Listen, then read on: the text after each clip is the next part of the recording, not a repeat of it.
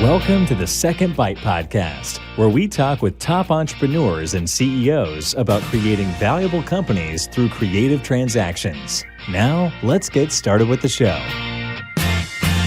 Matt Murphy is with us for this episode of the Second Bite Podcast, and I am very excited to spend a little bit of time with Matt and hear the story of Fusion 92.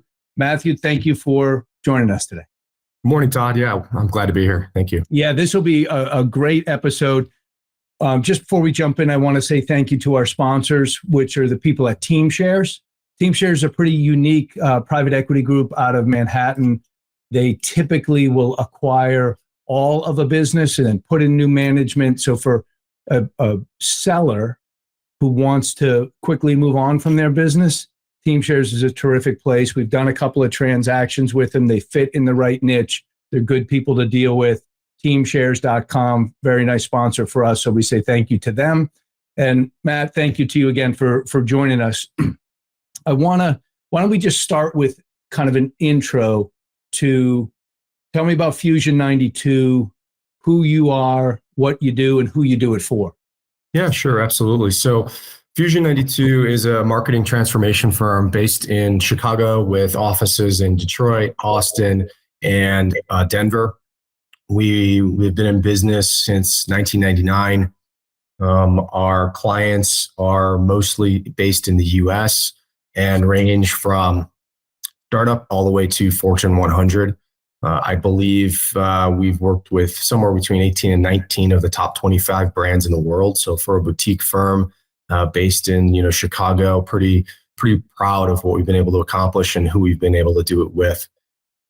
As we stand today, we're a little over 280 people, I think it is, on our way likely to around 400 end of 2023. I hear performance marketing, digital marketing, but I don't hear marketing transformation. How do you define that? Yeah, thank you for drilling in that. We've struggled really since inception with finding the right moniker for us. We look and act a lot like an agency, but weren't designed and built to be an agency necessarily. There's a lot of baggage that goes along with that term, as there is with consultancy, right? So there's good and there's bad of both of those. And when I started the firm out, I didn't know what I didn't know, to be honest, and we'll kind of get to that a little bit. But I did spend some time, consulting, contracting for some of the large agencies in Chicago, and learned a lot about what I didn't like about the model, and what I did like about it, and where I thought we could or should be different, because the market needed it. So more to answering your question directly from a marketing transformation perspective, really what that looks like is the complete digital ecosystem of our customers and helping them stay current and relevant to their customer base through providing services such as business transformation, digital transformation consulting, business strategy, data science, and then blending in all the executional pieces of the business. So the traditional consulting, business transformation, digital transformation really stays on the what do I do and how do I do it? But they don't often execute the rest of it. Our model helps our clients execute the rest of it through, again, creative and technology and media, so that we can activate the strategy that we help them develop. And I think it is very unique because it gets us up funnel, upstream, if you will, very close to the problem, if you will, the business problem, the business challenge, whether that be launching a new division, a new product, maybe transforming a legacy business or a family-owned business that needs to be modernized. And then, helping them again, acquire and maintain, clients or customers, and doing the complete lifecycle marketing. And I will tell you that we're, probably 85 to 90% digitally focused. We're, a digital first shop, founded back in 1999, which is pretty unique to be, digital first then. And we've stayed true to that. We do offer some traditional marketing services. When I say traditional, meaning traditional media. So think direct mail or, TV, broadcast, out of home, et cetera. But the vast majority of our work is in the digital space. So, and we're going to get to the part where you have done acquisition to round out some of those services. Yep. But anybody looking from the outside coming in, it would look like this guy took 20 years to become an overnight success. Yeah. You started right out of college. Can you take us through kind of like the early years? And I think oftentimes people transition from This was just a lifestyle, something I was doing to, wow, we've got a company. Can you talk about that time period as well? Yeah, absolutely. So I founded the business back in 1999, May of 1999 to be exact, right out of school. I had originally started down a path of studying computer science, finished with a degree in finance, but knew that I loved technology, marketing. I had a very creative mind, but I wasn't, creative, if you will, in the sense of a designer. And had done a internship the summer before for a real estate firm and had built out a macromedia director, so to date myself a bit, presentation to sell a piece of real estate. And I love the experience. The end product turned out fairly well, and it helped them sell a large piece of commercial real estate. And I said, wow, that was really cool. So I went off and I wrote a business plan, which nobody does nowadays, but I went and got a piece of software to help me write a business plan. Spent my senior year writing a business plan, graduated, and went and got a $25,000 line of credit to start the business. And went off, sole practitioner at the time, and realizing that there were lots of different talents to put together an interactive presentation, whether that be design or code or copywriting. Contracted the first project for a firm in Chicago called Spectrum Merchandising, which was a electronic toy manufacturer, and they wanted an e-commerce website. So we went off, built it, was successful.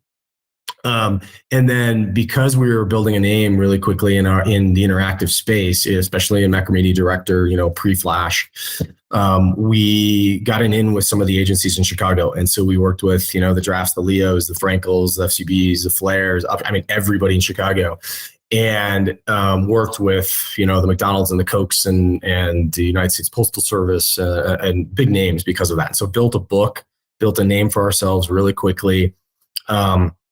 But it was all very much project-based work, and realizing very quickly that the agencies were going to build digital capabilities in-house, realized that we needed to go client direct. And so we made that shift around 2004, 2005, still small boutique, 12, 15 people-ish. But as we made that transition to client direct, because we had the portfolio from the other agencies in Chicago, we had built our name with a lot of the technology in the industry. So we ended up partnering with Kodak. They had a really cool personalized or serialized CD-ROM technology, because everything was going on CD back then, because the internet, broadband wasn't prolific like it is today. So a lot of our work was going on CD. So we partnered with them. They found us. They sought us. We were one of only a couple people in the country that partnered on that technology and helped them market it and try and bring it to market. They, through a variety of changes, went by the wayside, and then Sony, I think, took over the technology or had a version of their own. They sought us out, and we partnered with Sony DADC, which was the CD, DVD, Blu-ray manufacturing arm of Sony corporate. And so we had a really great niche business. But again, I didn't have a master's. I never had worked for anybody else in my life, really, other than summer jobs.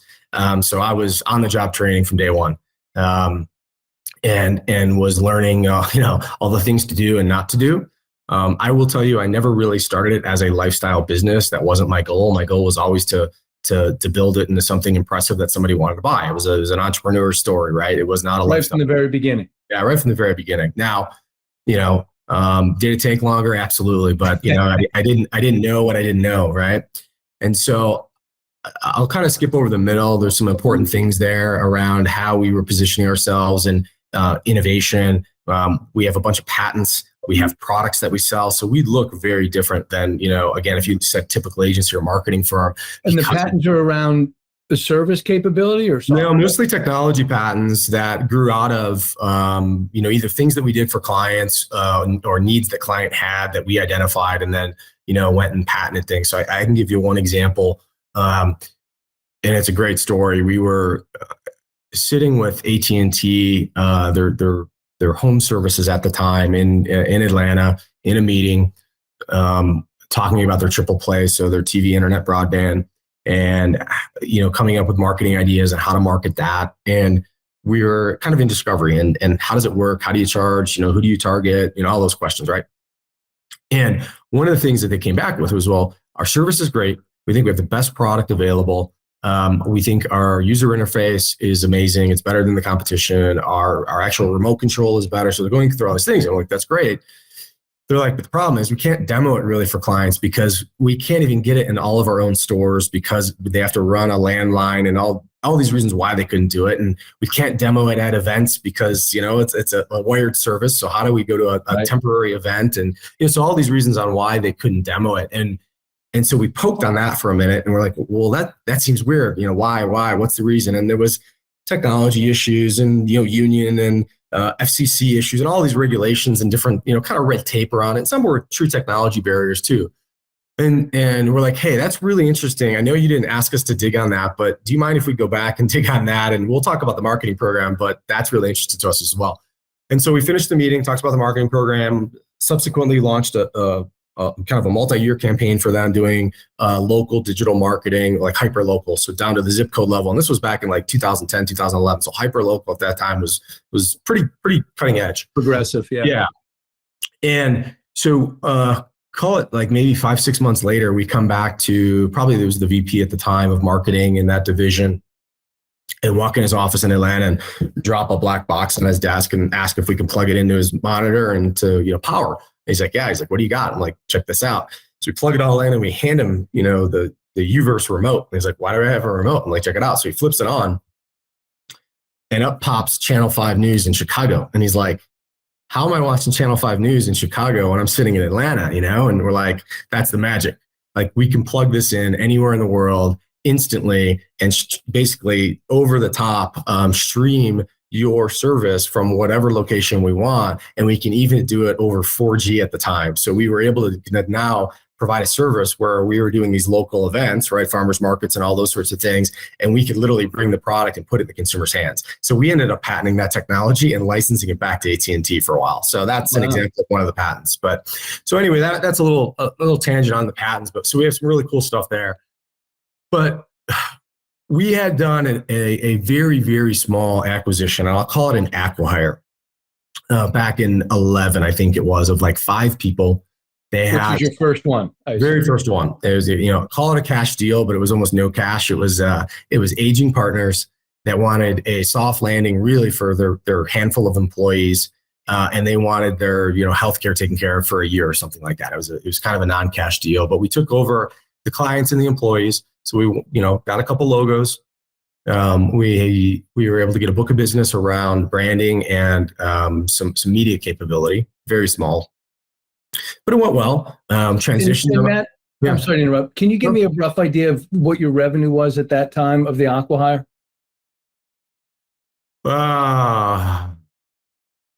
It was pretty small. I'd probably tell you it was in the $5 to $8 million range. $5 or $8 million. And so, I hear a lot of people talk about, geez, I'd like to do this or do a small acquisition or blah, blah, blah. Having done one, I don't think people realize how lucky or fortunate they are that because you have to stumble across it. And I'm sure you looked at a lot of things like that.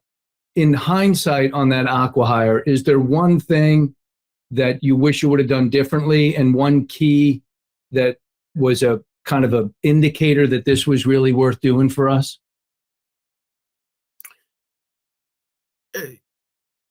Yes. I had paused there to think about it because it goes back a few years, but I think understanding the people, the culture, and the motivation of why they were doing it was really critical because often, we were dealing with founders, okay?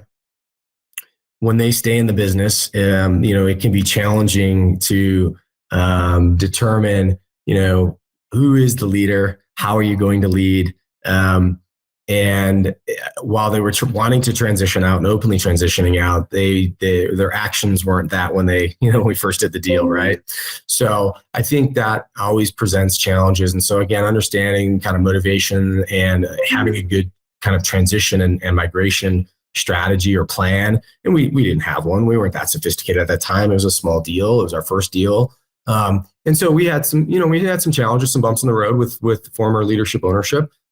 Worked out. I mean, it was ultimately a good deal for us, but I think, if we would have done a little bit, a little more diligence and probably a little bit more planning, and had probably a little more frank conversations early, probably would have been a little more helpful, a little smoother.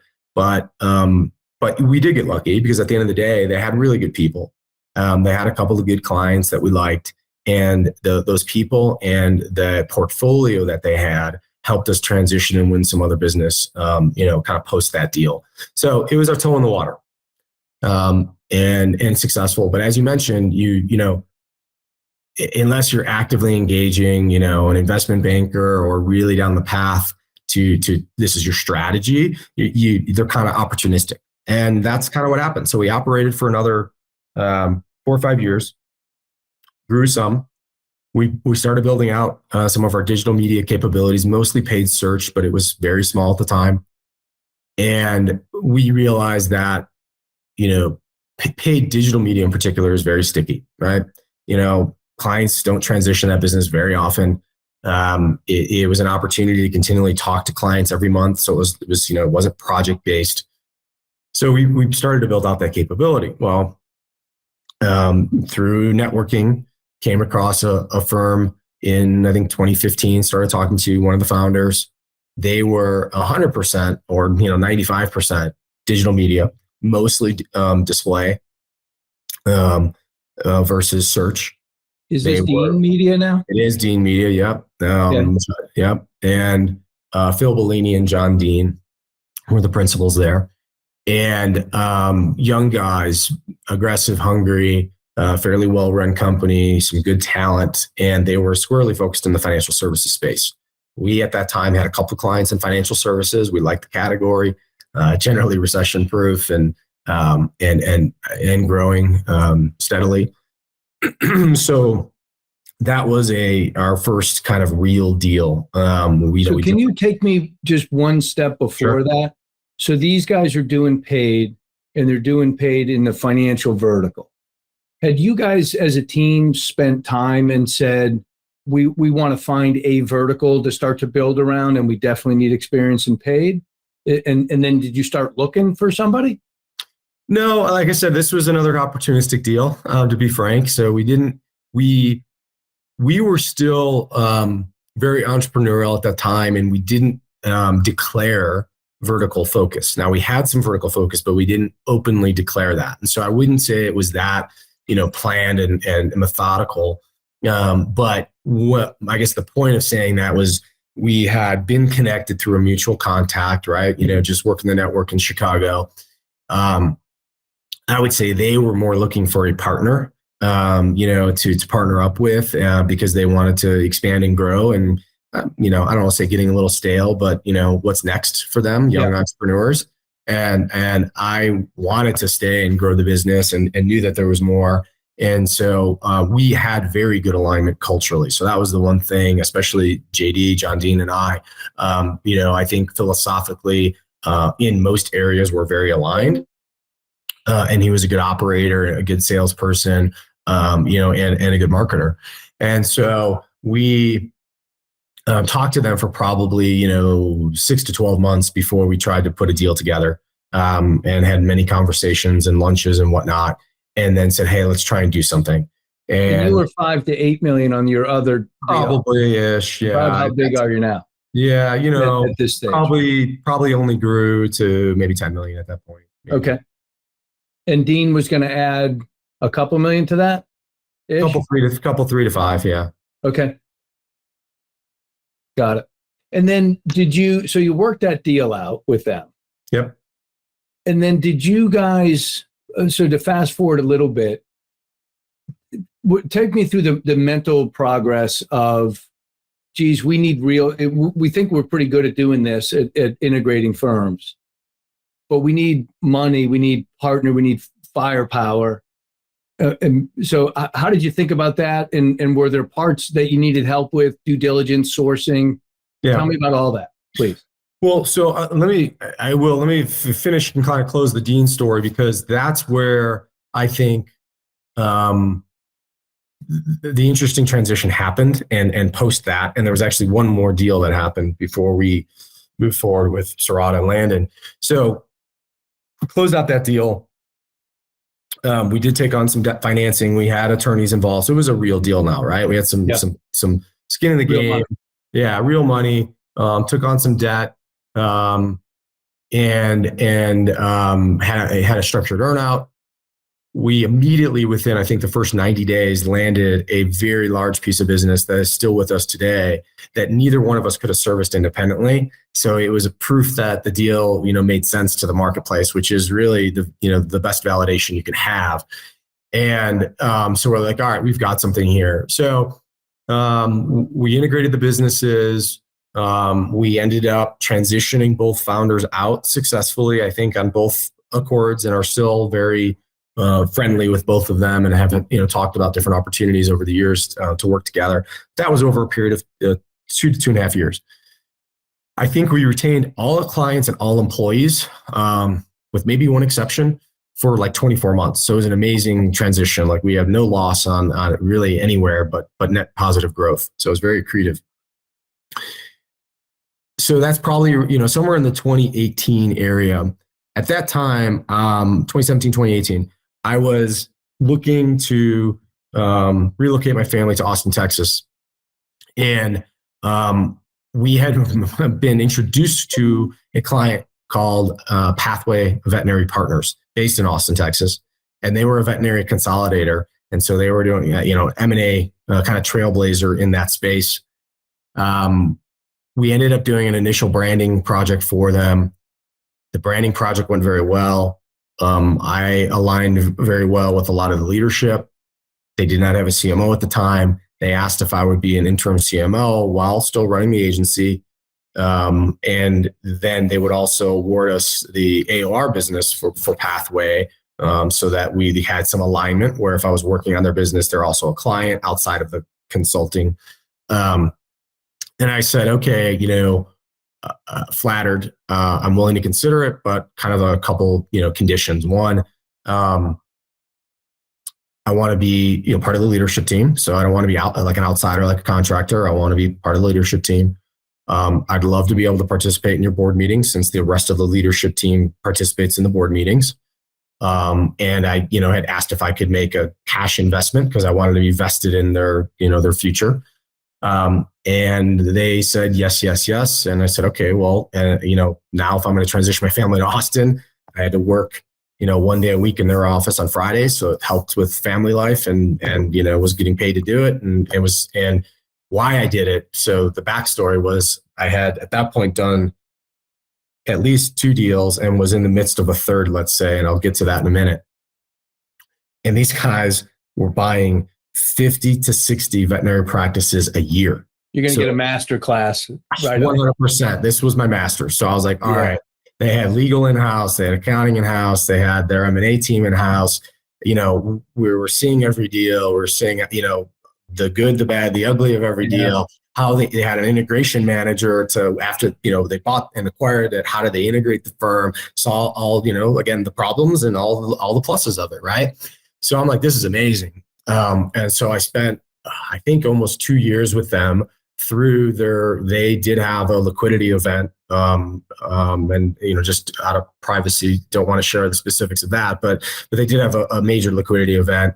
So I got to see that and them going through the process, and got to participate with some of the suitors and things like that. So it was amazing experience. Wow, what a great opportunity. Yeah, it was fantastic. And so I'm like, all right, we need to do that. So anyway, there was one more deal before that, though. We had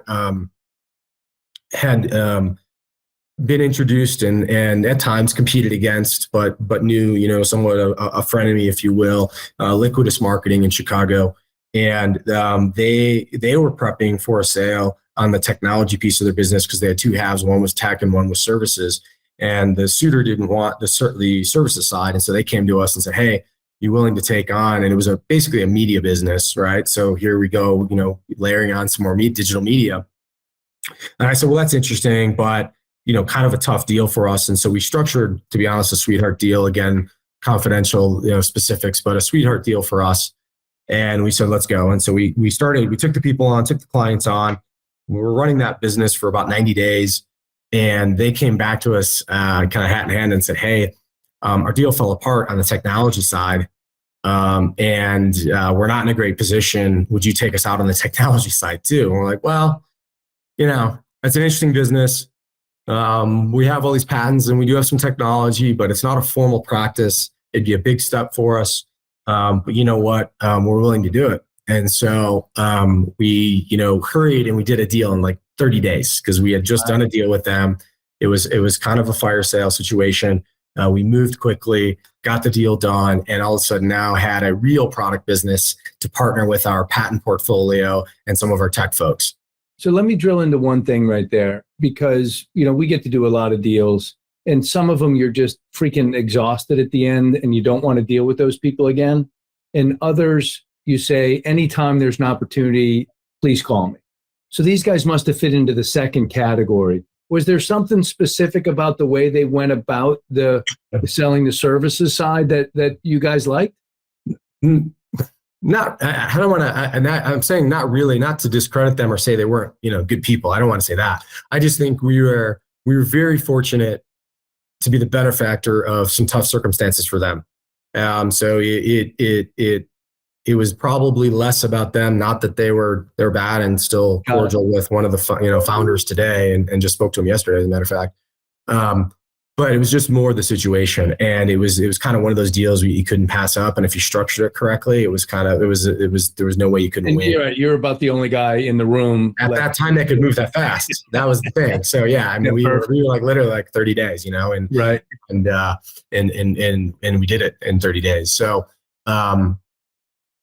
so they were flexible, I think, on terms and reasonable and I think realistic. I think that was the other thing. So sometimes sellers aren't very realistic about the situation or their value or what the market conditions may be, and they weren't. So I think that will also to give them credit, I think that was definitely true on their side. And let me ask you one more question. Would you encourage sellers, if there's an opportunity, to participate at the board level, even if they can't be on the board, even if they had observation rights? Is that a worthwhile expenditure? Yeah, 100%. Because I mean, well, there are a couple of things which I'm sure we'll get to. I think the structure, the guidance, the things that a board looks at that they care about are insightful for someone that's never been in, either at a senior level in a, publicly traded company or in a large organization. Again, first time entrepreneur for me, no masters, never worked in an agency, never worked for anybody else. So all that stuff was net new and I think very helpful. And I think even as an observer on a board, you do take away a lot. And if you can, I know there are firms out there now that are looking for, board members to participate even outside of, of your own firm.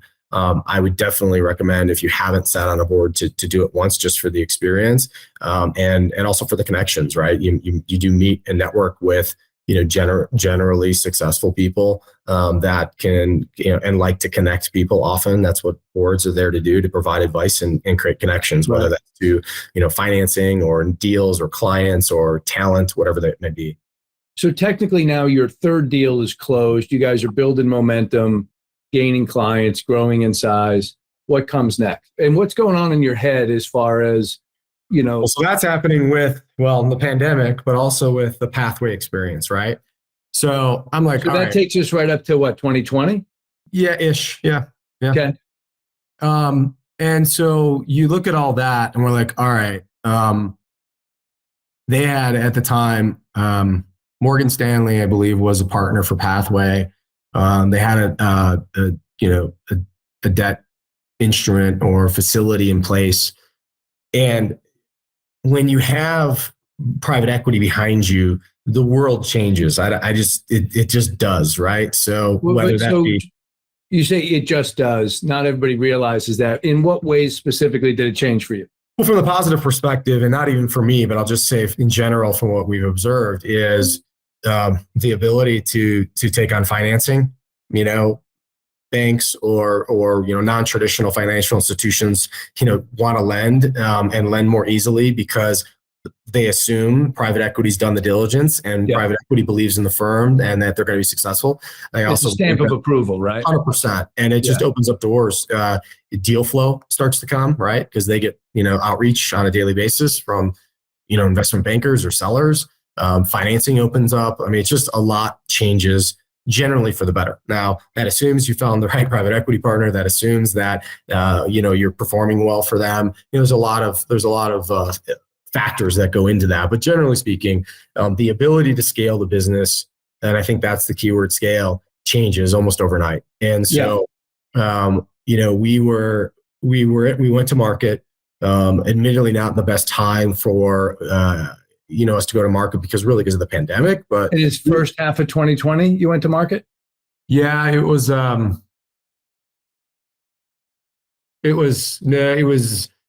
second half of 19, closed in first quarter of 20.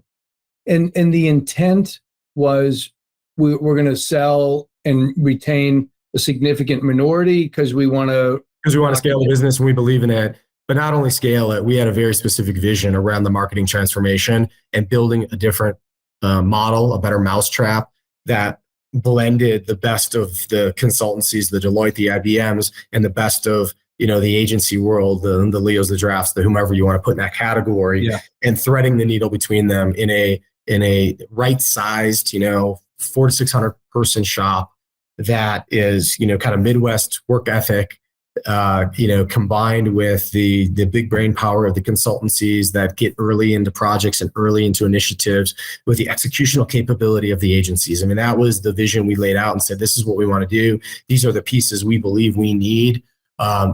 Who's in with us? And we had a pretty compelling story because, one, we think the vision was fairly unique. And two, we had the track record of doing 3 deals prior independently. Yeah.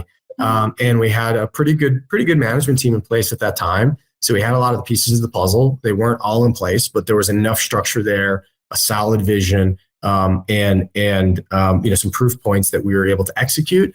That when we went to market, we were fortunate to find a great partner in Serata and subsequently landed. And so now let me ask you this, because I hear this a lot, and I'd love your perspective on it. You've never worked for anybody. No. And this is the part I hear. So now I got a private equity that has bought, I don't want to work for anybody, right? Has it been like that for you? Was that a concern going into it? Can you just speak to that a little bit? Not really. I mean, I think when I retained a large piece of the company. So again, it really wasn't a sale. It was a partnership to grow and help me execute the vision. And you sold more than 50%. Correct. Okay. So the whole goal, though, was again to follow this vision. And I think the critical part there, and again, I'll say I got, I'd like to say I did the diligence and I picked the right partner, and it was all by design. I mean, some of that clearly is luck, but I did find a great partner that believed in us, believed in the vision, believed in our ability to execute because we had a track record. And so for me, it hasn't changed really at all. We still lead. We still make all the recommendations. When we have questions or needs or support, they are there on a weekly basis or quarterly basis or at the board meeting to support us, to provide us the guidance when we need the guidance. But day-to-day operations, we're still leading the charge. And, as long as as long as we continue to deliver and perform, that's going to be the case. So is there more structure to the business today, or is it the same? We have created more structure to support the growth. So we've added some new positions and added some middle management, if you will. But that's all because we believe we need it in order to scale to where we want to go, not because it was a mandate necessarily by the board. Now, we do have a board. We did put a board in place. And I will tell you that often you hear, the board meetings are just a readout or a report out. And while we do that, it's not really that. I would tell you that probably half to 3/4 of our meetings are spent in discussion on topics that we need help on or need advice on or need to dig into with our board. And versus just, a readout and, poking holes in your financials or a client issue or whatever. So we find our board meetings are very helpful because of the way they're structured, and they're really there for us to get something out of it versus the board to get, a readout of right. But also, if you think about your majority owner, you get something out of it, they get something out of it, right? Yeah, I mean, they're there for support. Now, so let me ask, because your investor circumstance is a little bit unique because you've got an independent sponsor and a family office, kinda. Could you walk us through that a little bit to understand it? Yeah, at a high level again, and some of that's just out of confidentiality and privacy. But and I'm mostly interested in why are there two parties and how do those two parties interact and that kind of thing. Yeah, so independent or fundless, private equity company, Serata. And so just to hit a definition real quick. Yep. So Serata does not have a dedicated fund. They have a bunch of relationships with dedicated money. So when they find an opportunity, they'll go to the money and say, hey, we've got something we believe in. They have more of the management experience and the corporate governance experience and the debt relationships and everything else. Is that fair to say? Generally, yeah, that's accurate and fairly represents our situation here. And so they had partnered up with Landon Private Equity, which is a Boston-based firm that is backed by Landon, the family office in London, which is a whole nother story and an amazing story on how that family office came to be. But nonetheless, that is the relationship. So Serata and Landon are in a partnership together in an LLC, in essence, that invested into Fusion 92. And they, the two of them have, several board seats. So Landon and Serata sit on our board. And then we have a handful of outside board members that are either have been or are in our industry or related industries to help support us. So what I would tell you is that our day-to-day contact is Drew at Serata. Mm-hmm. And we have some monthly contact with the Landon folks, but they are obviously participate in our board meetings roughly once a quarter. And so have a great relationship, I will tell you, with the Landon folks, and as well as obviously Serata, but I think that goes without saying. I will tell you if you can get associated with family money, I think it's a great thing.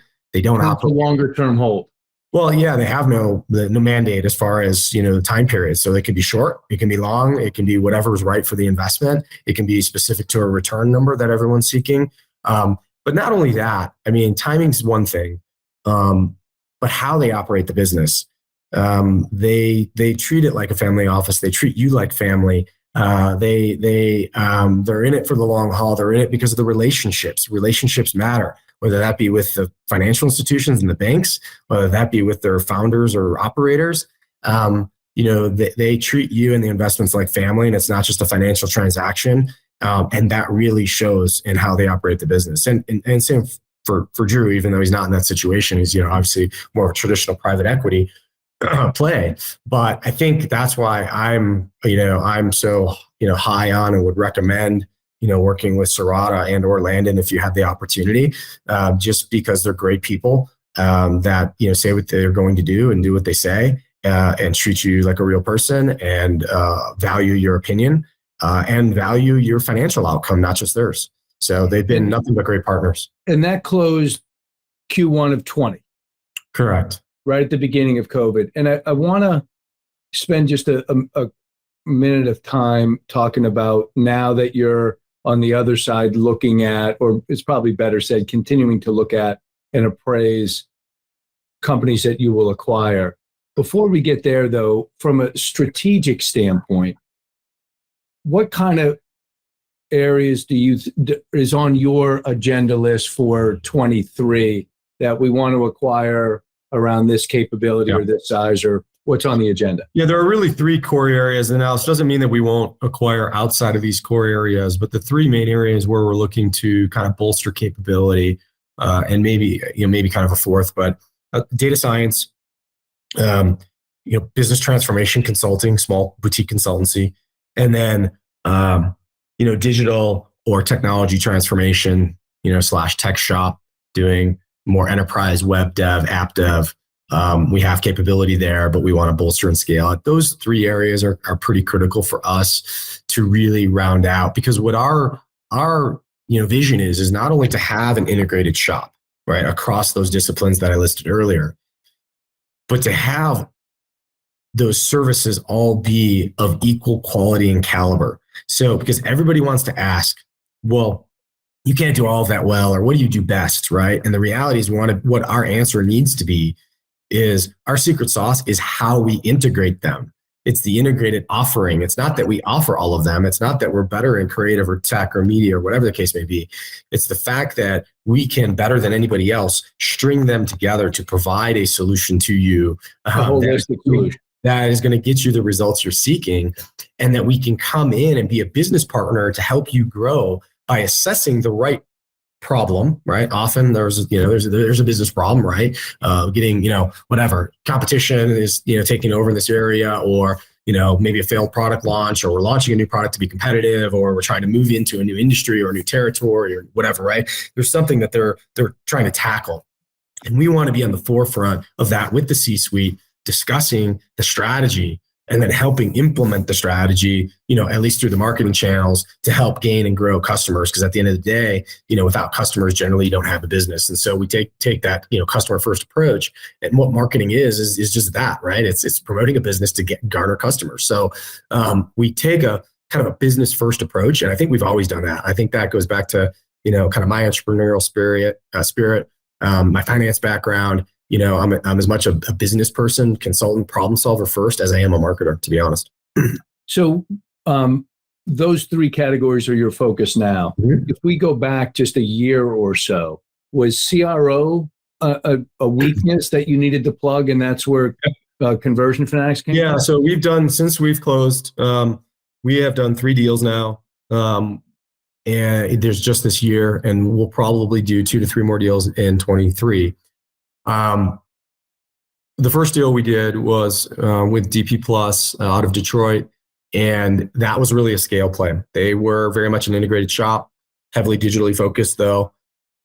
We just needed to build and mature some of our management capability, some redundancy in key areas, some scale in the media side of the business. That was a scale play. Then we said, okay, the next couple we need to start looking at rounding out some services. So the next deal we did was the Conversion Fanatics, which was CRO, so conversion rate optimization, landing page optimization, which made sense because that was a niche play that helped our performance of our media, right? So kind of looking at the whole value chain of the media stack, if you will. Closed that in the summer. And then most recently, which is not announced yet, so I can't share the name, but they are more focused on organic search and some nuances in paid search. So kind of, again, we were weak in organic. And so this was bolstering that, and adding just a little bit more scale to our paid search. Now we're kind of closing that out and saying, okay, the media side of the house is, I think, in really good shape. The management team is where we need it to be. And now, while those were always on the radar, the data, the business transformation, that's kind of the tech, we just weren't quite there yet in the strategy. So that's done. And now we're transitioning to what was always laid out in the plan kind of day one for 23. And we have, we do have a few things that we're looking at in the business transformation, marketing transformation, kind of consulting role around branding, which is kind of interesting. I don't want to share too much there because it's an active strategy.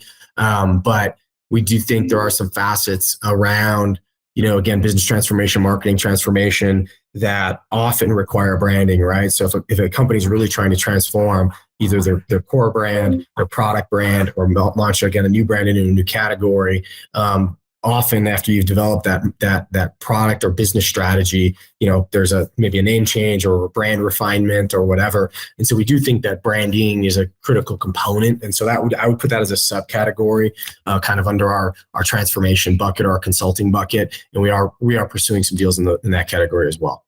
Excellent. So here's what we're going to do, because I've used up all of our time, and I could go for probably another 45 minutes. Which I think I'm going to ask you about maybe in a year from now, because I'd like to dig into I'd like to, to watch the progress and the success, and to hear about how you've done some of those integrations. I think that'd be fascinating. We could leave it off here, and then we'll pick it up maybe a few months into the future. Wonderful. But Matt, it was great for you to be generous with your time and share openly about your experience. We will keep our eye on Fusion 92 for the year of 2023. Which hopefully will be another record-setting year for you guys. And thank you so much. And thank you to the good folks at TeamShares for being a great sponsor. And Matt, thanks again. Thanks, Todd. I really enjoyed our time today. Good luck. Take care. Thank you. Thanks for listening to the Second Bite podcast. We'll see you again next time, and be sure to click subscribe to get future episodes.